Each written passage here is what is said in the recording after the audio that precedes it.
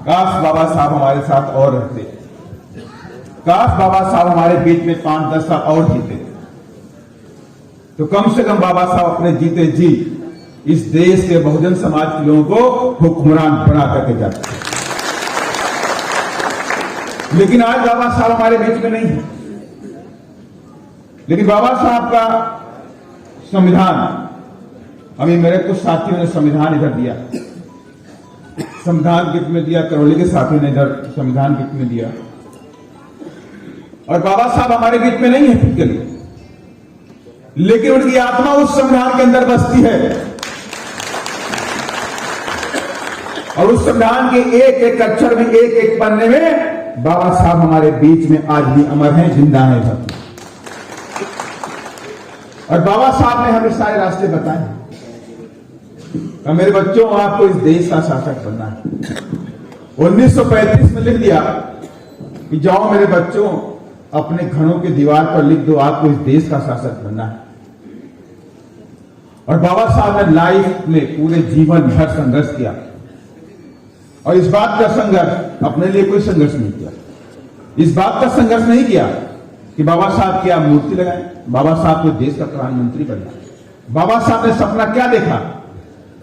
बाबा साहब ने सपना देखा कि मेरा बहुजन समाज इस देश का शासक बने। ये सपना बाबा साहब ने देखा। बाबा साहब ने अपनी संघर्ष नहीं किया। बाबा साहब के तीन संतानें इस मूवमेंट में शहीद हो गई, लेकिन उनके कदम नहीं रुके। महेश जी, वो टकमगाए नहीं कहीं से भी। उन्होंने कहा कि मेरे 3 संतानें आज भले मेरे बीच में आज नहीं हैं, लेकिन अभी मेरी करोड़ों संतानें बाकी हैं, जिनको इस देश में मान सम्मान के साथ में उसके लिए बाबा साहब ने काम किया, और उनके कदम कभी रुके नहीं है। 1919 से स्टार्ट हुआ, साउथ प्रो कमेटी से शुरू हुआ, उसके बाद साइमन कमीशन आया, 1935 में फर्स्ट इंडिया एक्ट बना। उसके बाद बाबा साहब ने हर स्तर पर इस देश में बहुजन समाज के लोगों को मान सम्मान दिलाने के लिए प्रयास करते रहे, संघर्ष करते रहे। खैर, बहुजन समाज लोगों का एक दिन उदय हुआ जब 1932 में गोल्ड में सम्मेलन के अंदर बाबा साहब को बुलाया गया, और बाबा साहब को इस देश के दलितों की आवाज को रखने के लिए उधर मौका दिया। माने कि बाबा साहब उससे पहले संघर्ष कर रहे थे कि इस देश के अंदर अनटचेबल हैं, अछूत लोग हैं, शूद्र लोग हैं, जिनको छुआ नहीं जा सकता है, जिनकी परछाई भी नहीं पड़ सकती, ऐसे लोग भी इस देश में वासी हैं। लेकिन ये अंग्रेजों की बात नहीं मालूम थी। ये सारी बातें बाबा साहब ने अंग्रेजों को बताई कि इस देश में ये हालात, इस देश में दलितों के साथ नहीं होता, जिनको पानी पीने का अधिकार नहीं तालाब से, जिनको कपड़े पहनने का अधिकार नहीं है, जिनको पैसा रखने का अधिकार नहीं है, जिनको खाना खाने का अच्छा अधिकार नहीं है, ऐसे लोग भी इस देश में रहते हैं। उसके बाद ही साइमन कमीशन की रिपोर्ट के बाद ही 1932-33 में जब गोल में सम्मेलन हुआ, उस गोल में सम्मेलन में बाबा साहब को बुलाया गया और कहा कि आप अपनी बात को रखिए, क्योंकि हम आपके लोगों को कुछ अधिकार देना चाहते हैं, कुछ अधिकार देना चाहते हैं जो साइमन कमीशन ने हमें जो रिपोर्ट पेश की है उसके आधार पर हम अधिकार देना चाहते हैं। बात गोल में सम्मेलन में हो रही थी, और गोल में सम्मेलन में अंग्रेजों के जो उधर प्रधानमंत्री थे रैमसन मैकडोनाल्ड, और बाबा साहब की बातों से प्रभावित हुए, और उस सम्मेलन में, आखिरी सम्मेलन में गांधी जी भी गए हुए थे, और गांधी जी और कांग्रेस के लोगों को लगा कि आज लग रहा है कि बाबा साहब की बातों से इस देश का जो अंग्रेजों के प्रधानमंत्री रैमसन मैकडोनाल्ड है, ये प्रभावित हो गए। ऐसा ना हो कोई ना कोई कानून इनके पक्ष में बना दे तो ये लोग मान सम्मान के साथ में जिए। जो जमीन में बैठते हैं, जो हमें सलाम ठोकते हैं, ये लोग ऊंची ऊंची कुर्सी में बैठना शुरू करते हैं। इसलिए इसको रोका जाए। और कहा, उसके बाद उन लोगों ने प्लानिंग करी, कांग्रेस के लोगों ने प्लानिंग करी कि हम लोग प्लानिंग ये करते हैं कि हम किसी ना किसी तरह से डॉक्टर अम्बेडकर का काम हम कल वीटो करेंगे, और वीटो कर देंगे तो उनको कोई अधिकार नहीं मिलेंगे। भाई रात में जिन्ना जी से मिलने जाए, उधर मुस्लिम लीग के लोग भी गए हुए, तो उन लोगों से मिले कांग्रेस के लोग, कहा हम आपकी सारी बातों को मानने के लिए तैयार हैं। आप चाहते हैं कि अल्पसंख्यक समाज को अलग से अधिकार मिले, हम अधिकार भी देने को आपको तैयार हैं, और जो भी डिमांडें आती हैं सारी बात मानने को तैयार है। लेकिन आपको मेरा साथ देना पड़ेगा, आपको कल डॉक्टर अम्बेडकर का वीटो करना पड़ेगा। तब उनके जो लीडर्स थे उन लोगों ने कहा कि देखिए, हम जब आप ये समझते हैं कि इस देश में अल्पसंख्यक समाज है, उनको अधिकार मिलने चाहिए, तो मेरी समझ से इस देश के अंदर दलितों को भी अधिकार मिलने चाहिए, इसलिए मैं कल वीटो नहीं करूंगा डॉक्टर अम्बेडकर। और उन्होंने वीटो नहीं किया। इस बात से कांग्रेस डर गई, बुरी तरह डरी। इसके मतलब है कोई ना कोई अधिकार अब ये दलित, इस देश का जो दलित है वो पाकर रहेगा। गोलमेज सम्मेलन खत्म हो गई। 4 सितंबर 1932 को उधर से रैमसे मैकडोनाल्ड ने कर्नल अवार्ड की घोषणा कर दी कि माने कि इस देश को दलितों को अधिकार दिए गए, उनको 2 वोट का अधिकार दिए गए और कुछ रिजर्व सीटों का अधिकार दिया गया और भी कुछ राजनीतिक अधिकार दिए। इसको सुन करके गांधी जी बौखला गए, कांग्रेस बौखला गई। ये देश में दलित हैं, हजारों साल से गुलामी की जंजीरों में जकड़ा हुआ है, आज अधिकार पा करके हमारी कुर्सी पर बैठने का काम करेगा, इसको रोको। माने कि गांधी जी ने पूरे जीवन भर कहीं भी आमरण अनशन नहीं किया, लेकिन दलितों को जो अधिकार मिले हुए बाबा साहब लेकर आए, उनको रोकने के लिए उन्होंने पुणे की येरवडा जेल में आमरण अनशन शुरू कर दिया। आमरण अनशन शुरू किया। बाबा साहब पे भारी दबाव बना कि आप जो अधिकार लेकर आए हैं उस पर आप कोई सुलह समझौता कर लीजिए। बाबा साहब ने कहा मैं कोई भी सुलह समझौता नहीं करने जा रहा। कहा गांधी जी की जान बचा लीजिए। तो बाबा साहब ने कहा कि मेरे सामने करोड़ों करोड़ों मेरे भाई हैं, मेरे बहुजन समाज के लोग हैं, उनकी जान बचाओ कि आपकी गांधी जी की जान बचाओ, मैं कोई समझौता नहीं करूंगा। तब लोगों ने कहा कि आप समझौता नहीं करेंगे तो आपको हम मारेंगे, आपको बिजली के खंभे में बांध के मारेंगे। तो बाबा साहब ने कहा मुझे कल मारना तो आज मार दो, लेकिन मैं कोई समझौता अपने समाज के साथ में नहीं करूंगा।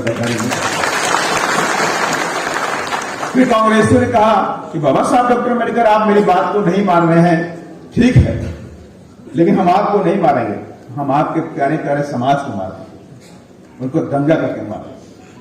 तो बाबा साहब डॉक्टर अम्बेडकर थोड़ा डरे कि मेरा जब समाज ही नहीं बचेगा तो इन अधिकारों को लेकर के मैं क्या करूं। तब बाबा साहब डॉक्टर अम्बेडकर ने 24 सितंबर 1932 को पुणे पैक्ट पे सुलह समझौता किया। बाबा साहब ने साइन किया और कांग्रेस की तरफ से मदन मोहन मालवीय ने साइन किया। उसको बोलते हैं पूना पैक्ट। और उसके बाद बाबा साहब से विदेश की मीडिया आई हुई थी, उन लोगों ने बाबा साहब से पूछा कि बाबा साहब डॉक्टर अम्बेडकर आप कैसा महसूस कर रहे हैं। तो बाबा साहब ने कहा कि जो फलों की टोकरी में अपने बहुजन समाज के लोगों को लेकर आया था, अंग्रेजों से लड़ के लेकर आया था, वो फलों की टोकरी इन कांग्रेस और गांधी के लोगों ने मुझसे छीन ली है, उसका जूस निकाल करके छिलका मेरे चेहरे पे बांध मार दिया है, ये मैं कोई भूलूंगा नहीं। और उसके बाद भी बाबा साहब ने हमें अधिकार दिलाने के लिए जीवन भर संघर्ष करते रहे। 1946 की बात थी, 1947 में घोषणा कर दी गई कि हम देश को आजाद कर देंगे। आगे 7-8 सालों तक देश में संविधान बनाने की बात चली, कॉन्स्टिट्यूशन असेंबली बनाने की बात चली। तो बाबा साहब डॉक्टर अम्बेडकर ने कहा अगर मैं कॉन्स्टिट्यूशन असेंबली में पहुंच जाऊंगा तो कम से कम हम इस देश के दलितों, आदिवासियों, गरीबों की आवाज को उसमें रखूंगा, उनको अधिकार दिलाऊंगा। बाबा साहब चाह रहे थे कि बंबई चुनाव करूं, तो बंबई में लगा कि कांग्रेस जीतने नहीं देगी। फिर कांग्रेस ने मुहिम छेड़ रखी थी बाबा साहब के विरोध में, बाबा साहब के विरोध में मुहिम छेड़ रखी थी, कहा कि डॉक्टर अम्बेडकर को किसी भी हालत में संविधान सभा में प्रवेश नहीं मिलना चाहिए। यहां तक कि उनके कुछ लीडरानों ने यह भी कहा कि हमने दरवाजे खिड़कियां भी बंद कर दी हैं, रोशनदान भी बंद कर दिए हैं, दरवाजे पे 9 बंद के ताले लगा दिए हैं, देखता हूं कि डॉक्टर अम्बेडकर कहां से जीत के आएंगे। और धन्य है जयसर खुल्ला के लोग, पश्चिम बंगाल के लोग, जिन्होंने बाबा साहब से कहा कि बाबा साहब डॉक्टर अम्बेडकर आप जयसर और खुल्ला मेरे पश्चिम बंगाल में आ जाएंगे, जहां पर दलितों को चंडाल बोलते हैं और मुसलमान को, उनकी दोनों की आबादी 52% के आसपास थी। उन लोगों ने कहा बाबा साहब हमारे यहाँ आ जाइए, हम आपको जिता करके संविधान सभा में भेजने का काम करेंगे। और बाबा साहब वहां पहुंचते हैं, और बाबा साहब जब पहुंचे तो वहां के लोगों ने बाबा साहब को जिता करके संविधान सभा में 1946 में कांग्रेस डर गई, ये क्या हो। मैं जिनको रोकने का प्रयास किया, अरे वो तो पश्चिम बंगाल जीत के आ गए। मैं तो सोच रहा था कि बंबई तक सीमित है, ये तो पश्चिम बंगाल से जीत के आ गए। और एक साजिश के तहत उस पश्चिम बंगाल को उन लोगों ने उसको पूर्वी पाकिस्तान बना दिया, जबकि नियम यह था कि जहां पर दलितों की आबादी या मुसलमानों की आबादी 51% के ऊपर होगी, वहां पर उसको पूर्वी पाकिस्तान बनाएंगे। लेकिन वहां आबादी नहीं थी, वहां उनकी आबादी 25% थी। 25% आबादी होने के बाद भी उसको पूर्वी पाकिस्तान बना दिया गया, क्योंकि बाबा साहब को रोकना चाह रहे।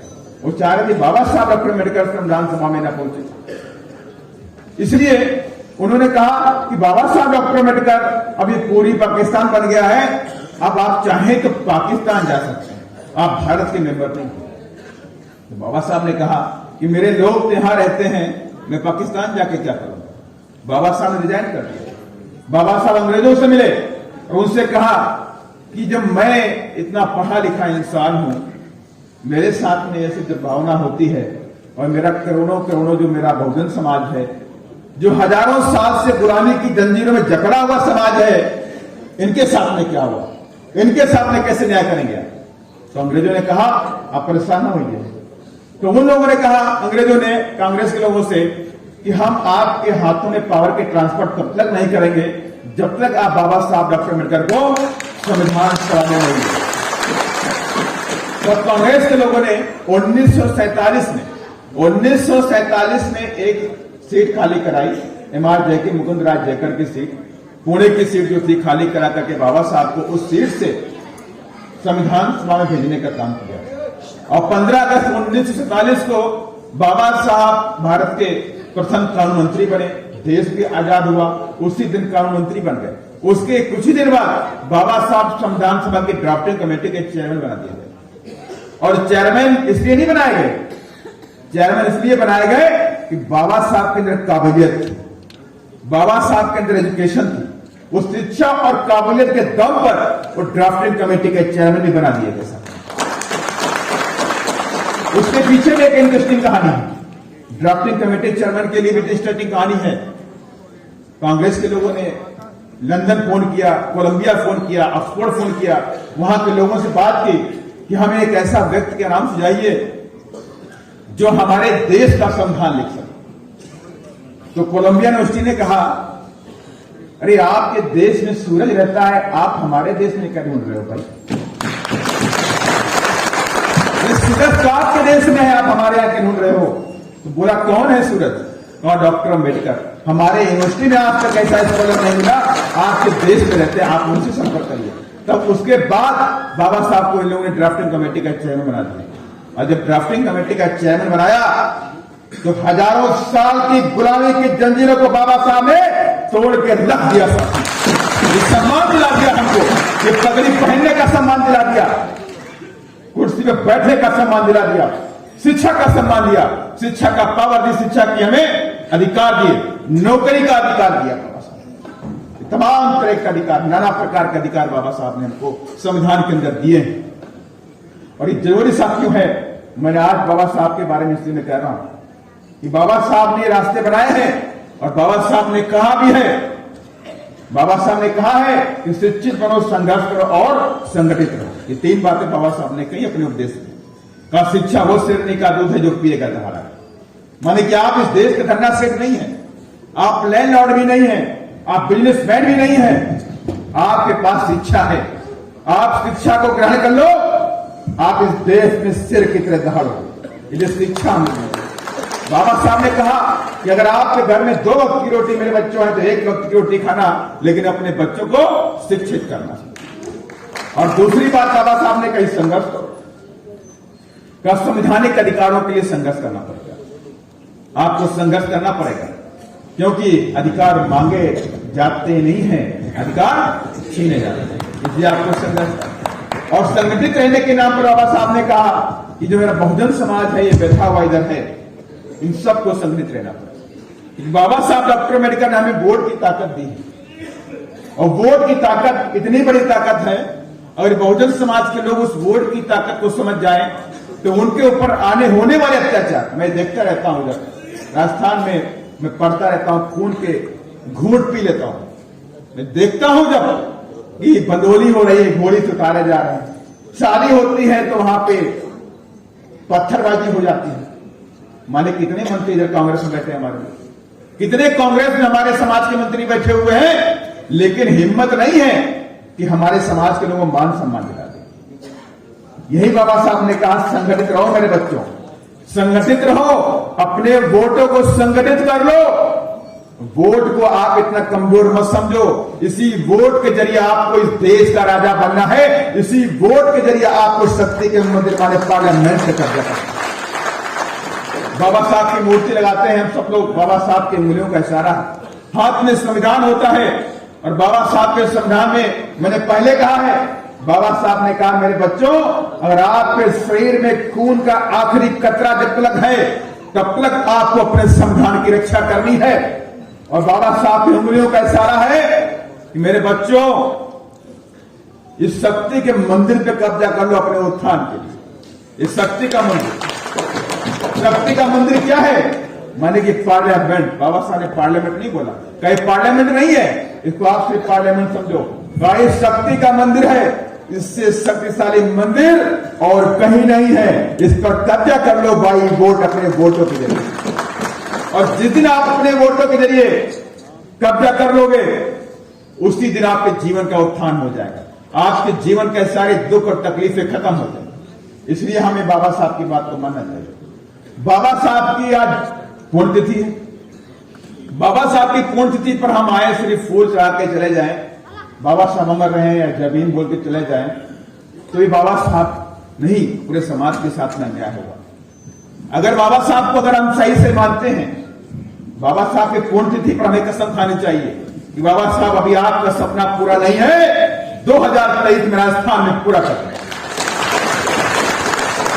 14 अप्रैल को फिर कसम खानी चाहिए कि बाबा साहब हम रुके नहीं हैं, आपके कार्य को मंजिल तक लेकर जाए।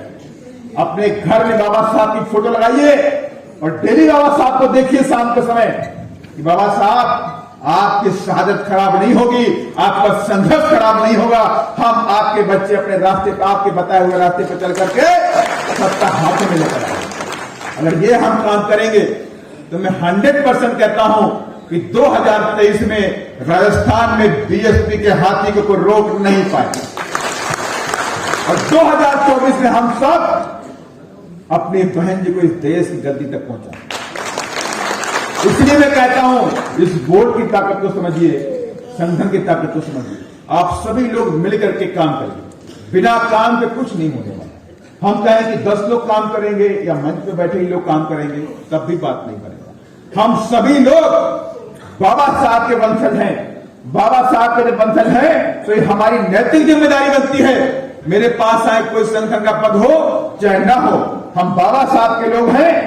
भले हमारे खून लाल है, लेकिन दिमाग के अंदर नीला है, नीला साथियों। इस नीले पन को लेकर के आगे जाएंगे, अपने काम को आगे बढ़ाएंगे और 2023 में बहुजन समाज पार्टी को सत्ता में लेकर राजस्थान में आएंगे। इसलिए मैं कहता हूं, जो लोग कांग्रेस की तरफ जाते हैं, कांग्रेस में मैं थोड़ा सा बात करना चाहता हूं, उसके बाद हमारे नेशनल कॉर्डिनेटर भी जी अपनी बात को रखेंगे। कांग्रेस से आपको बचना पड़ेगा। कांग्रेस के बारे में बाबा साहब ने भी कहा कि कांग्रेस एक डूबता जहाज है, इस पर आप सवारी करोगे डूब जाए। और ये भी कहा बाबा साहब ने कि मेरे बच्चों, कांग्रेस का कभी 4 आने के मेंबर भी नहीं बनना। अरे वोट की ताकत तो छोड़ दीजिए, वोट तो आपको राजा बनाने के लिए बाबा साहब ने दिया है कि आप इस देश के राजा बनेंगे, इसलिए बाबा साहब ने आपको वोट की ताकत दी है। और बाबा साहब ने यह भी कहा कभी कांग्रेस के 4 आने के मेंबर भी नहीं बनना। और जो लोग ये बातें करते हैं कांग्रेस में जाकर के, बीजेपी में जाकर के, कि हम कांग्रेसी लोग बाबा साहब को सम्मान देना चाहते हैं, तो मैं उनसे दावे के साथ पूछना चाहता हूं कि जब बाबा साहब जिंदा थे तो कांग्रेसियों ने क्यों नहीं सम्मान दिया बाबा साहब को? बाबा साहब को सम्मान क्यों नहीं दिया? 1953-52 के चुनाव में बाबा साहब को हराए। बाबा साहब चुनाव लड़े, पार्लियामेंट का चुनाव लड़े, वो चाह रहे थे कि मैं लोकसभा पहुंचूं और अपने समाज की बात को रखूं। और बाबा साहब को रोकने के लिए बाबा साहब के लिए कजरोलकर को लेकर आ गए वो लोग, और कजरोलकर को चुनाव जिता दिया, बाबा साहब को चुनाव हरा दिया। बाबा साहब को 49,000 वोट एक्स्ट्रा थे, माने बाबा साहब 49,000 वोट जीत चुके थे, और कजरोलकर को 25,000 वोट जिता दिया, और बाबा साहब को 49,000 वोट इनवैलिड कर दिए। माने इतनी खौफ कांग्रेस को था कि बाबा साहब को रोकना सके। और सच्चाई भी साथियों है, बाबा साहब एकाग थे, बाबा साहब एक ज्वालामुखी थे साथियों, ऐसे नहीं। इसलिए मैं कहना चाहता हूं, हम सबको कांग्रेस से बचना पड़ेगा। हमारी अगर कोई दुश्मन पार्टी है सबसे बड़ी तो हमारी कांग्रेस है।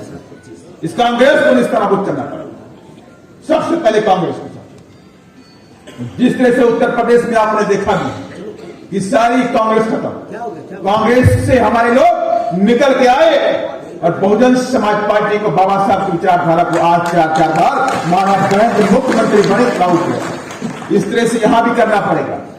कांग्रेस नागरात है, बीजेपी सांपनाथ। ये हमारे महापुरुषों ने कहा है कि इनसे बच के रहना है।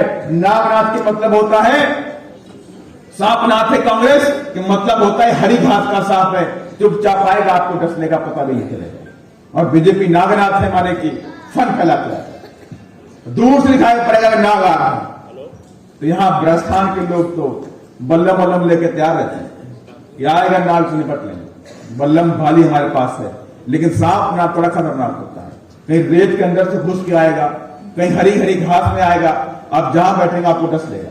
इसलिए इनसे बच के रहना सकते, इनसे बच के रहना है और एक कसम खा लेना है कि आप हम जो भी हमारी मेहनत है, हम अपनी मेहनत को, अपनी ताकत को 2023 में दिखाएंगे इन लोगों को। और राजस्थान में नीला क्रांति लेकर जाएंगे और नीले क्रांति में बहुजन समाज पार्टी को इतनी ताकत देंगे कि हम इधर सत्ता पे काबिज होकर के रहेंगे।